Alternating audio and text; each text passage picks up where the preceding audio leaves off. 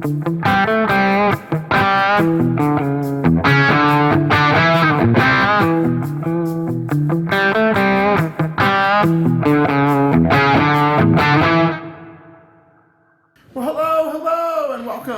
the Splashcast, the first ever Swim WV podcast. I am James Miller.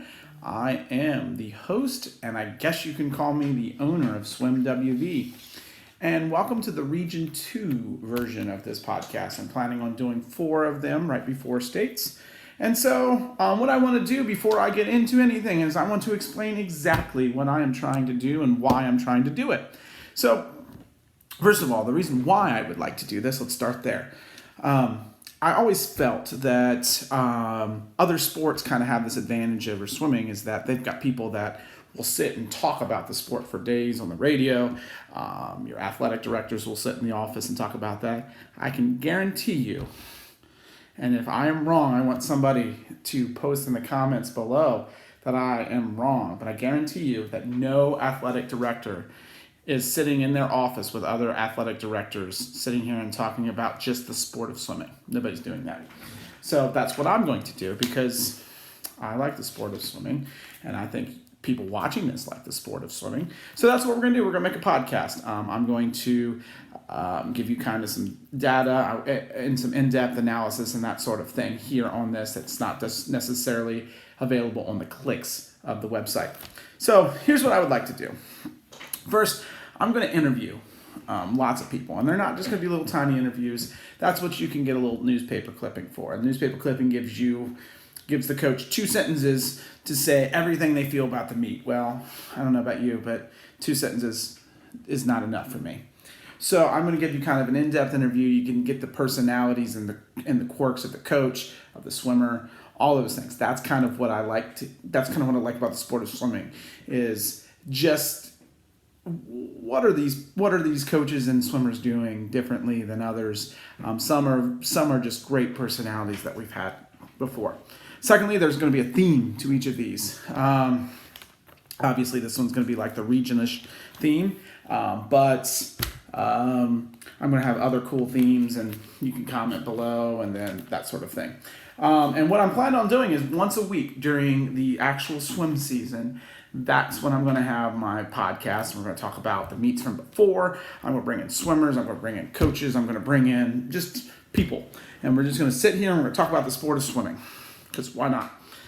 And then I plan on doing a state recap, if all is willing, with a couple coaches, a couple swimmers, and we'll do a state recap podcast as well. I'm never going to be first. Newspapers will beat me. My website will beat me. But this is just kind of to give you kind of a personality. We can kind of sit here and talk kind of like we're on our couches talking to each other. And lastly, what I would like you to do with this podcast, I want you to share it, and share it. Share it with anyone that you know. Anyone. You see a person on the street, share it with them. Family, friends, grandma, whoever. Share this, because I think it'd just be fun for lots of people to watch and know that there's a voice of swimming. Watch it and share it. So without further ado, let's get to the Region 2 results. All right, I'm going to give you guys the brief rundown of Region 2 of the scores. I'm going to give you guys who led each team in the scores. Then I'm going to give you guys how many relays from each team qualified and how many individual events that they qualified swimmers in. And then I'm also going to be the all-region team. So, without further ado, let me get started. In 9th place, we've got North Marion High School. They had 17 points, and they were led by Taylor Hess in the 100-yard breaststroke. In 8th place, we had Hampshire High School. They had 26 points. They were led by Jordan Haslacker in the 500-yard freestyle and the 100-yard freestyle.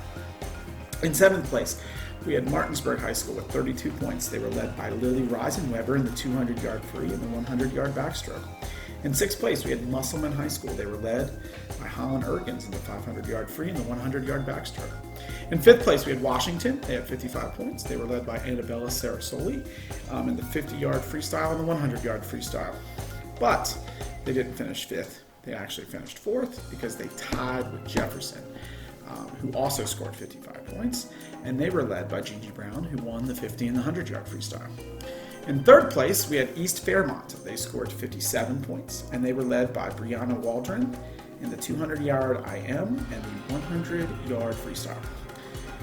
And Region 2 runner-up is going to be Spring Mills High School. They scored 64 points, and they were led by Cassidy Driver in the 100-yard breast and the 200-yard IM.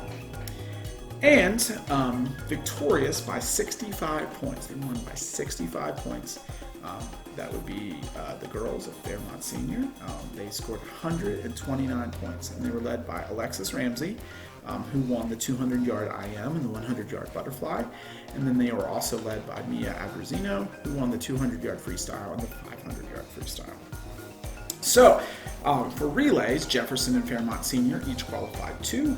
Spring Mills High School, Washington, and East Fairmont each qualified 1 relay. And then for individual events, Fairmont Senior qualified 10, Washington qualified 4 individual events, Jefferson and East Fairmont each qualified 3 individual events. Spring Mills, Martinsburg, and Musselman qualified 2, and North Marion had 1. On the all-region team, we have 4 girls from Fairmont Senior, and that would be Abruzzino, Alexis Ramsey, Ashlyn Bennington, and Ella Broadhurst. Then we have Gigi Brown of Jefferson. We have Lily Reisenweber of Martinsburg. And then we also have Cassidy Driver of Spring Mills. And those are your Region 2 scores. All right. Well, hello, everybody. In case you don't know, and in case you don't remember from before, I am James Miller. I am the Swim WV guy. And so I'm trying my hand in a podcast. And so we're going to start with Region 2. And we're going to start with Rob Clevenger, the head coach of Fairmont Senior High School. And we're going to talk about your girls team today. Rob, how are you doing today? I'm doing well. How about you? I'm doing great. I'm really excited to have guests and be able to interview coaches. I think it's going to be great. I'm sure most of the people in the middle of the state already know this, but some people don't. How many years have you been coaching Fairmont Senior? This is my second year. This is your second year. So tell me, how is this season? What kinds of adjustments this season did you have to make, and what kind of differences from this season did you have to do from last season? Yeah, this season it brought all kinds of changes for us. Number one, we weren't able to practice in our regular facility. Fairmont State was closed to the public, so other than their college students, no one could be on campus. So we ended up having to change our practices to Milan Park. Absolutely. Now, tell me. So I don't know. I'm as a former coach, or I'm still an assistant coach, but as a former head coach, tell me about taking over. So you took over Fairmont Senior last year. Tell me about like the pressures it is to take over a program like Fairmont Senior that is like collectively always, there's either a girls or guys team, sometimes both, that always is in the top 5. Is there any pressure that you felt this year or last year with being the coach of Fairmont Senior?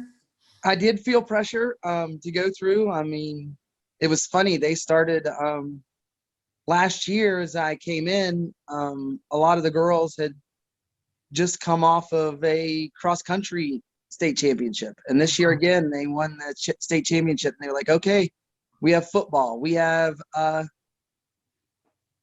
soccer, we have cross-country championships. Okay, you're next. Kind of, we're going to know. I'm like, okay, let me get my feet wet here. Let's get the program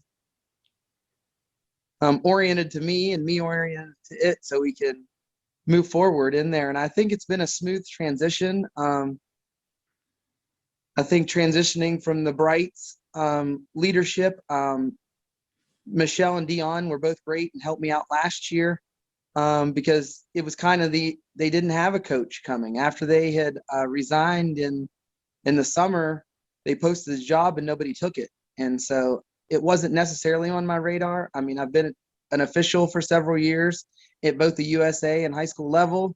And so I have knowledge of the sport. I have a love for the sport.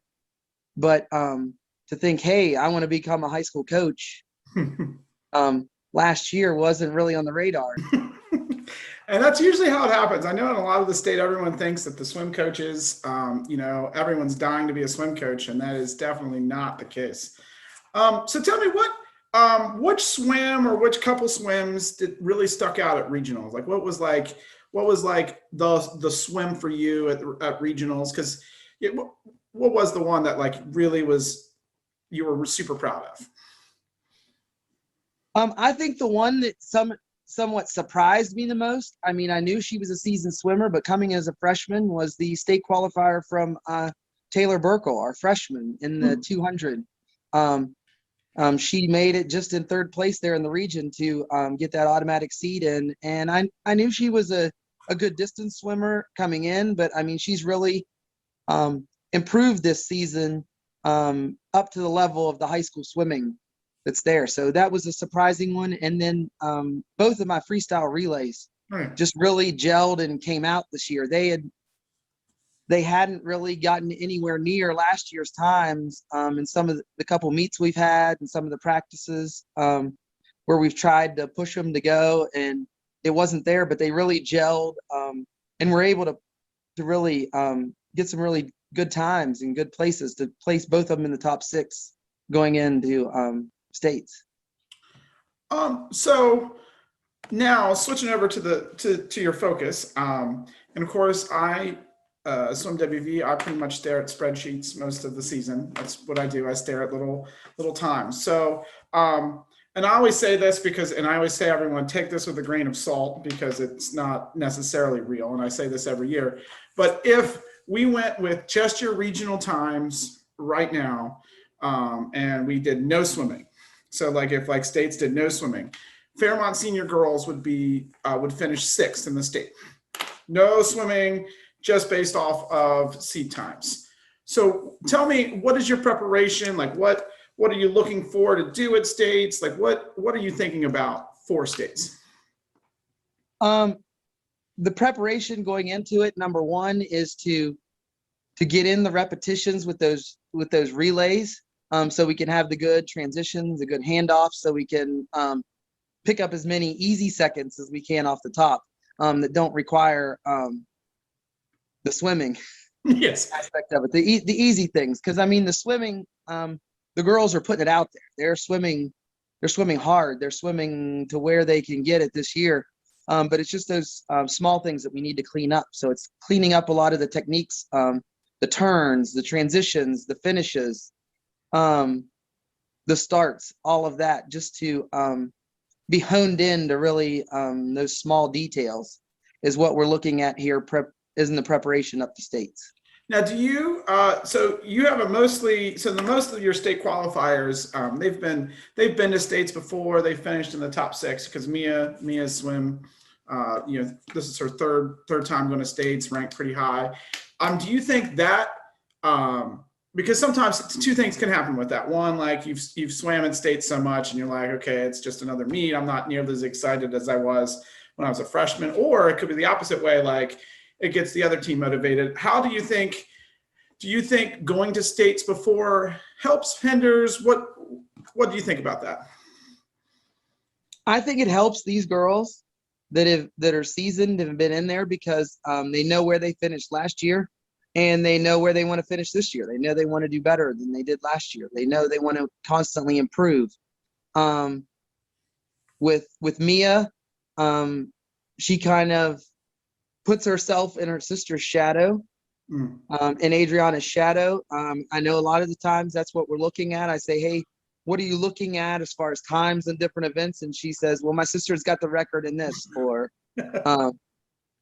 here's this as we're going down through.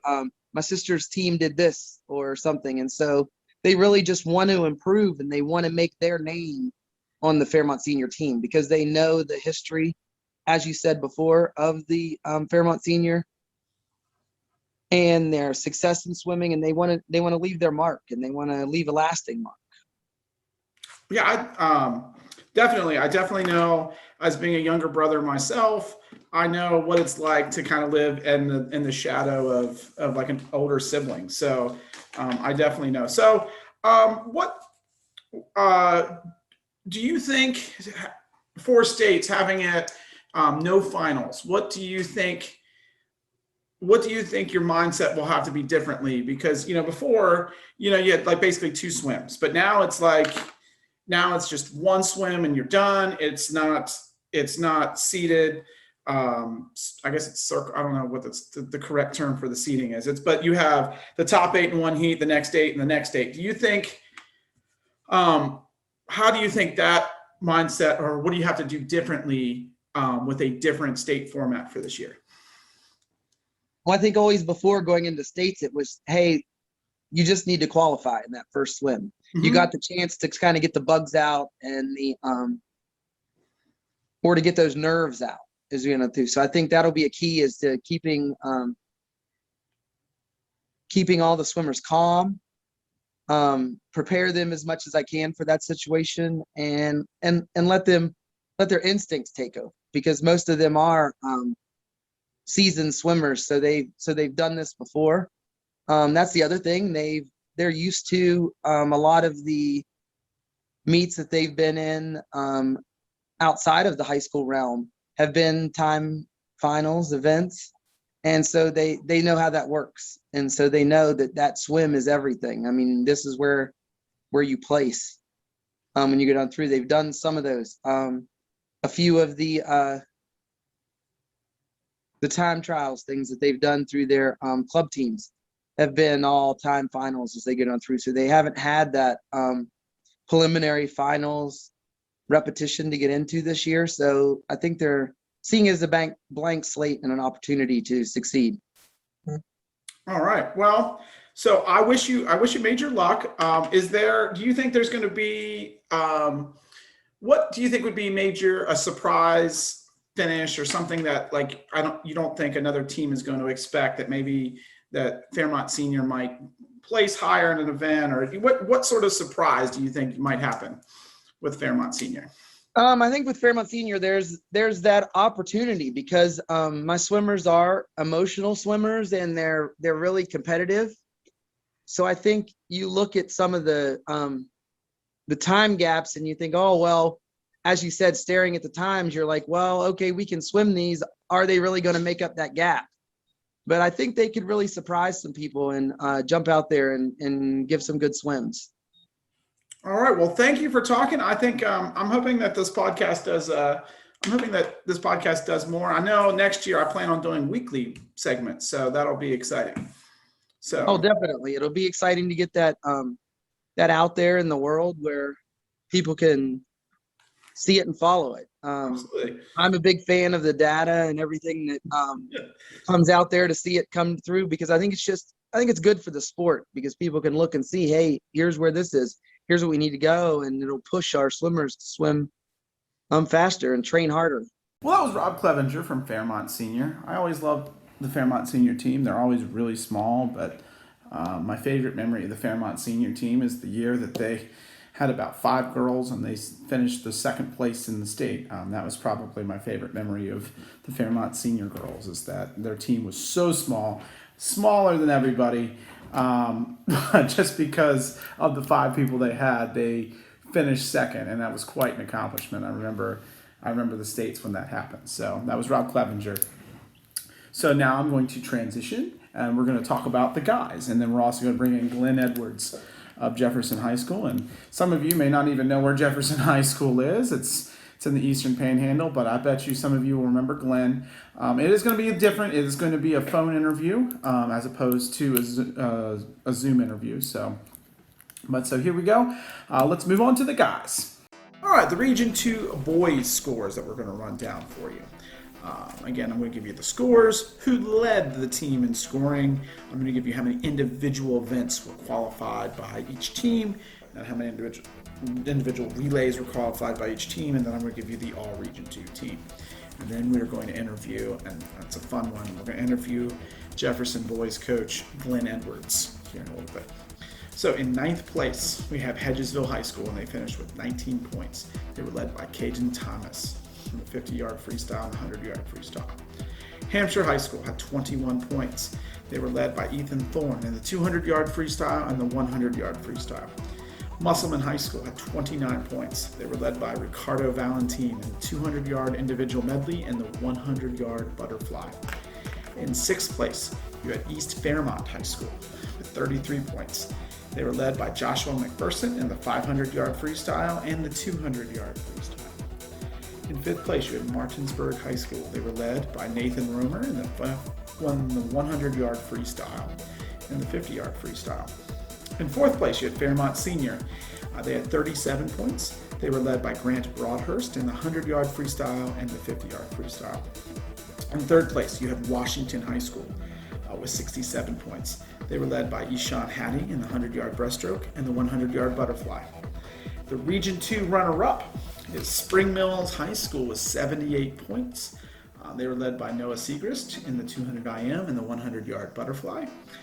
And then winning Region 2 with 75 points. They won Region 2 by 75 points, and that would be Jefferson High School. They scored 153. They were led by Connor Lombombard in the 500-yard free and the 200-yard freestyle. And they were also led by Chris Turner in the 100-yard freestyle and the 50-yard freestyle. All right, going to states for Jefferson. They have 12 individual event qualifiers. Washington has 7 individual event qualifiers. Spring Mills has 4, along with Fairmont Senior.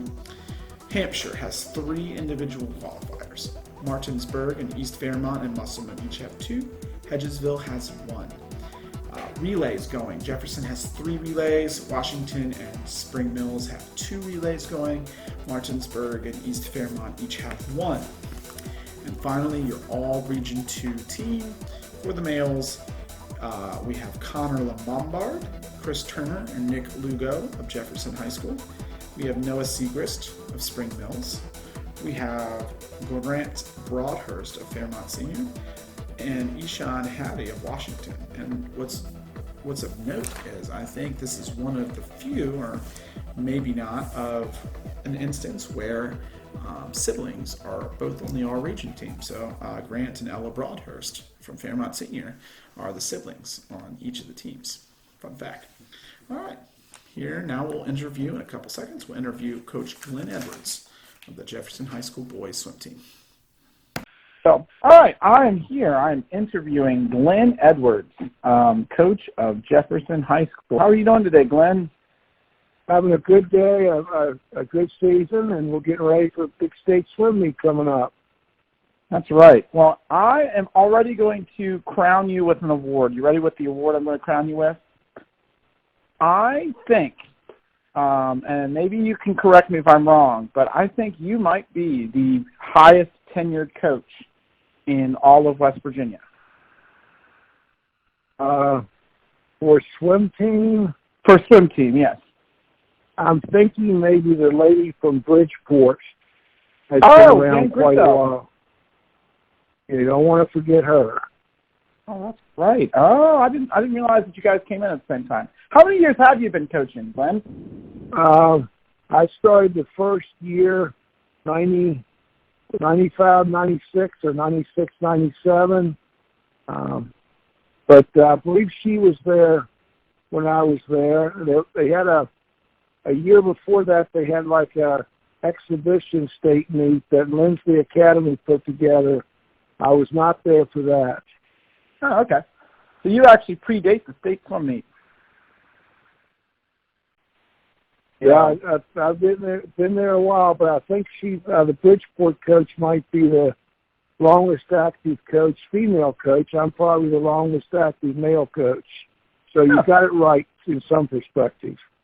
That's right. All right. All right. Well, let's talk about this year. I believe you have something interesting this year that your team has had to go through that no team in the state has gone through. Tell me a little bit about that. Well, I believe we might be the only team in the state that did not swim a regular season meet. Shepherd University, for safety and health reasons, did not allow any meets there this year, and we were not able to schedule an away meet. So I think possibly Washington High along with us our fellow Jefferson County school. The two of us together may have been the only two schools that were not able to schedule regular season meets. Gotcha. So tell me about how that either puts you at an advantage or puts you at a disadvantage for this year. Well, we attempted several times to start the season, and it was curtailed by the pandemic. But we finally started the first week of March, and Shepard agreed for health reasons that we could practice, but we could only practice with one swimmer per lane, and there were 6 teams that share that pool. So each team got one night a week for 2 hours. That meant there were 16 slots, so basically the most swimmers you could have on your team were 16. We were able to fill the 16 spots, and we had one of our practices stretched out by the pandemic red code, so we actually swam 5 times in the Shepard pool as a team prior to the regional meet. Now tell me about, so when you enter, so because you had no meets and the WVSSAC had to enter you with no times, tell me, there was probably some funky heats, weren't there? Like you might have had like, you might have had someone that swam a 50 free in like 24 seconds or 22 seconds, and then you had someone else that was swimming a 50 free right beside you in 47 seconds. Tell me about that a little bit.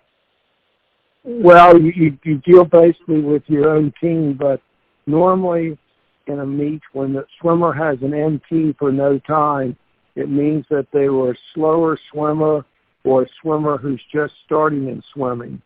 And we were basically penalized with NTs to be put in with the slower swimmers. It probably actually penalized the faster swimmers on other teams, because maybe our kids would have pressed them to swim a little harder. But in the least, though, it was tough for our kids maybe to get their fastest times because they were so far ahead in their races. So tell me, your the biggest surprise on the guys' side. Tell me what do you think was the biggest surprise? Yeah, well, probably one of the things, we took 10 boys to regionals. We only had 11 on the team, and 9 of the 10 boys qualified for state. This was the largest delegation that we've ever taken to the state in the boys, 9. Event-wise, our boys 200 free relay team, even though they were in the slow heat and won the heat by a large margin, had the fastest qualifying time in the state in the 200 free.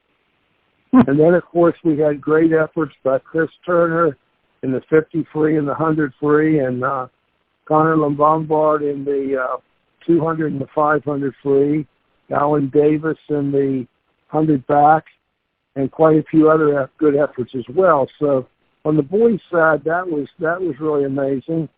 Our very small but spirited girls team, numbering only 5 swimmers, actually finished tied for 4th out of 10 schools, and they were only 9 points behind the runner-up team.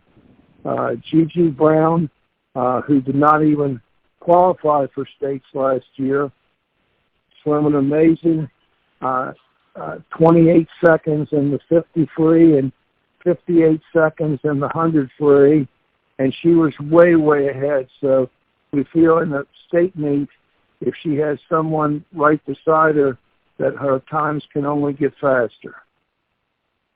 Now, speaking of states, now I use like the fancy computer, and as people will know, you painstakingly take your notes with your pencil and your paper.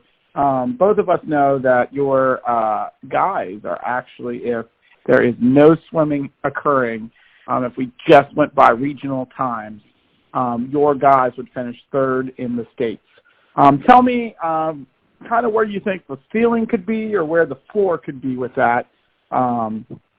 With that, where you think that's kind of where you are? You think you might be able to go higher, lower? Tell me about your seeding. What's your mindset about the seeding is? Well, it's certainly an honor what they accomplished just to do well in the regional. and be seated that high in the state that it makes them look like they're possibly a third or fourth place team. Their goal is to finish higher than that, though. Many of them were so far ahead in their races that the times they're seated at that makes it look like they're a third or fourth place team may be slower than what they can really swim. So we're very optimistic that both the boys and the girls teams can swim higher, swim faster, and challenge everyone. George Washington is certainly a tremendous threat. They have access to USA practices twice a day, pretty much all year. That definitely outnumbers our number of practices, but the way the state meet is set up this year, it's a one-day, one-heat tournament where you get one chance at the event. There's no preliminaries, so anything can happen under those conditions, and that's where upsets happen and dreams are created. So we hope to be in the mix. All right, now Glenn, you've been coaching, and we've already figured out you've been coaching since 95, 96. Do you think, because I don't remember, and maybe you'll remember, do you think this might be one of your better or even the best boys team you've ever had? Well, I wish I had more of a measuring tool. I can't really compare it to other teams because we've only had one meet. So it's amazing, but that's true. It looks like we may have already broke a few team records in the regional meet. We're still checking on that, but I mean, we'll see how the state meet turns out, our second meet of the year, but it's really hard to compare it because we don't have a measuring tool like where you would have maybe 12, 15 regular season meets, and they swim in a variety of events and against quite a variety of teams. We don't have that this year, so but by the element of surprise, the element of mystery, this is certainly a great position to be in right now. And then you briefly mentioned about the format change. Kind of, what do you tell your students, what do you tell your swimmers about the format change? Because now they have like a whole different thing. So if you have people that have been in states before, what do you tell them this year that you wouldn't normally tell them in previous years about the format? Well, you can set up meets different ways, and this is just a way of setting it up, but it actually, I think, benefits the Eastern Panhandle swimmers because they're going to get one shot at each event. It's not like you have to swim fast in the preliminaries and then come back in the evening and swim fast again in the finals. Extensive conditioning, lots of training would probably benefit swimmers who are in the pool twice a day or 6 days a week if there were preliminaries and finals. But the fact it's just one race, give it your best effort, it will probably help all the teams from the Eastern Panhandle in that there's that air of mystery, that swimmer standing beside you. A lot of them know that you were swimming NT in the regionals and that you probably didn't have your best effort because you weren't pressed for the competition. So it's going to make them a little nervous, where if you'd swim 15 times during the year and they could see your times over the course of those 15 outings, then they might feel a little more comfortable about how they're going to fare against you. So I think it really puts the pressure on the teams that train a lot because they don't get that chance to be a little bit off in the preliminaries and then come back and still win it in the finals.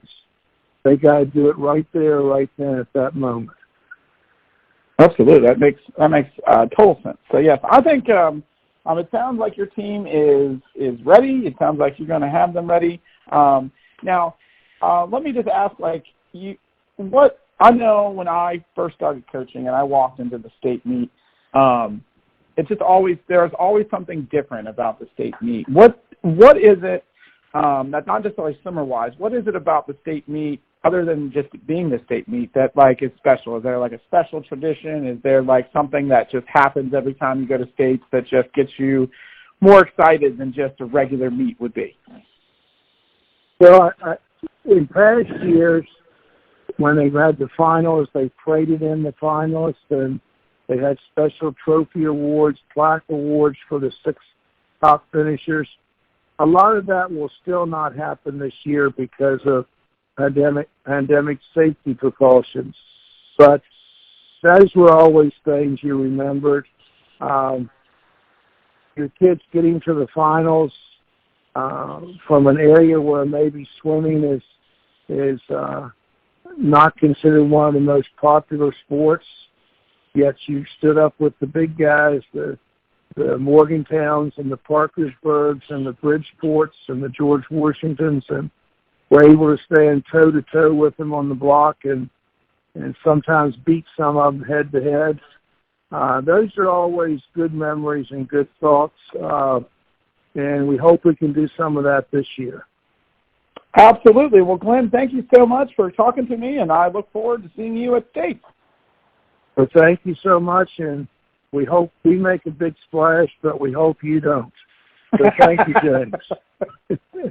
All right, well, that is the first ever splash cast from Swim WV. I'm really excited. I think it went really well. I really think Rob Clevenger and Glenn Edwards, they were great interviews. I know they were like 10 minutes long, but I feel like you got a lot of information out of them. And just to clarify, being the guy of the stats, the highest that Jefferson boys have ever finished in state was last year with their 6th place finish, and then they had 2 7th place finishes and 2 8th place finishes since 1999. So if they do finish higher than 6th place at the state meet, it would actually be Glenn Edwards' best team. And since he's been around since 1995, 1996, that's pretty good. So that's going to wrap it up for the Region 2. Please, I hope that you've enjoyed this. I hope that there's some things that you liked about this. I will only get better from here. So just remember that.